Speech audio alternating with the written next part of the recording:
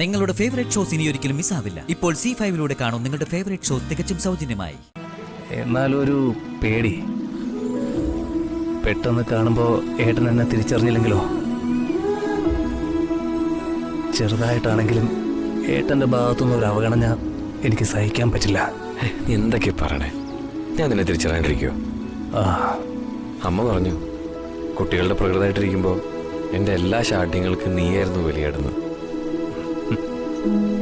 ഞാൻ നിന്നെ ഒരുപാട് ബുദ്ധിമുട്ടിച്ചല്ലേ? എന്തിനാ ഏട്ടാ ഇങ്ങനെ കണക്ക് പറയുന്നത്? എനിക്കതെങ്ങനെ ബുദ്ധിമുട്ടാവും? എൻ്റെ കൂടെപ്പിറപ്പല്ലേ, എൻ്റെ എല്ലാം അല്ലേ, എൻ്റെ ചങ്കല്ലേ. ഏട്ടന് വേണ്ടി ഞാൻ എൻ്റെ ജീവൻ പോലും.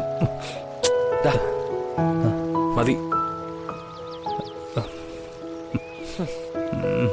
നല്ല മണമുണ്ടല്ലോ. അകത്തെല്ലാരും ഉണ്ട്. നേരെ ചെന്ന് പിടികൊടുക്കണ്ട. നീ ഒന്ന് പോയി കുളിച്ച് ഫ്രഷ് ആയിട്ട് വാ. ഞാനും വരാം, വാ. ഋഷി എത്തിയല്ലോ. ഋഷി, നീ എന്താ ഒന്നും മിണ്ടാതെ പോകുന്നേ? അച്ഛാ, ആദ്യം ഞങ്ങളൊന്ന് സംസാരിക്കട്ടെ. കൊറേ കാലം കഴിഞ്ഞ് എനിക്ക് ഇവനെ കൈ കിട്ടല്ലേ. കൊറേ കാര്യങ്ങൾ ഞങ്ങൾ സംസാരിക്കാനുണ്ട്. വാ വാ വാ വാ വാ. കുട്ടനെ ആക്റ്റീവ് ആക്കാൻ ഋഷിക്ക് കഴിയും. അവര് തമ്മിലാവുമ്പോ അവൻ പെട്ടെന്ന് റിലാക്സ്ഡ് ആവും. അവര് തമ്മിൽ അത്രയ്ക്ക് അറ്റാച്ച്ഡാ.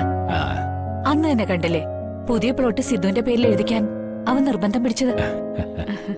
രണ്ടുപേരുടെ ലൈഫിലേക്ക് രണ്ട് പെൺകുട്ടികൾ വരുമ്പോ കാണാം. നോക്കിക്കോ, അപ്പോഴും അവര് തമ്മിൽ ഒരു അഭിപ്രായ വ്യത്യാസം ഉണ്ടാവില്ല. എത്രയും പെട്ടെന്ന് സിദ്ധാർത്ഥിന് പറ്റിയ ഒരു പെണ്ണിനെ കണ്ടുപിടിക്കണം. ഇവിടെ വച്ച് കുട്ടന്റെ അസുഖം ഭേദമാവുമെന്നും അവന് പറ്റിയ പെണ്ണിനെ ദേവി കൺമുന്നിൽ കാണിച്ചു തരുമെന്നും എനിക്ക് അമ്പലത്തിൽ വെച്ച് തോന്നിച്ചു എന്ന് ഞാൻ പറഞ്ഞില്ലേ? അങ്ങനൊരാളെ മിന്നായം പോലെ ദേവി എനിക്ക് കാണിച്ചു തന്നു.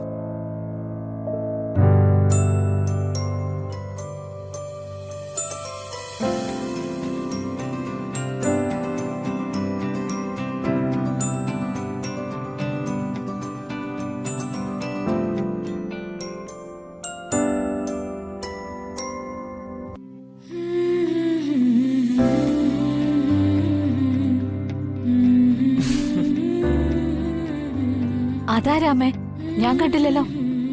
കൂടുതലൊന്നും എനിക്കറിയില്ല. ക്ഷേത്രത്തിൽ വച്ച് പലതവണ ഞാൻ കണ്ടതാ.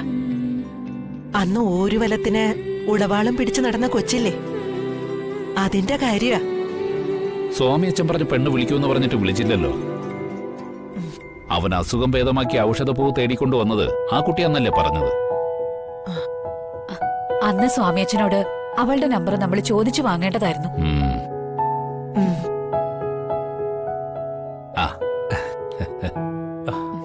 സിദ്ധുവിടെ?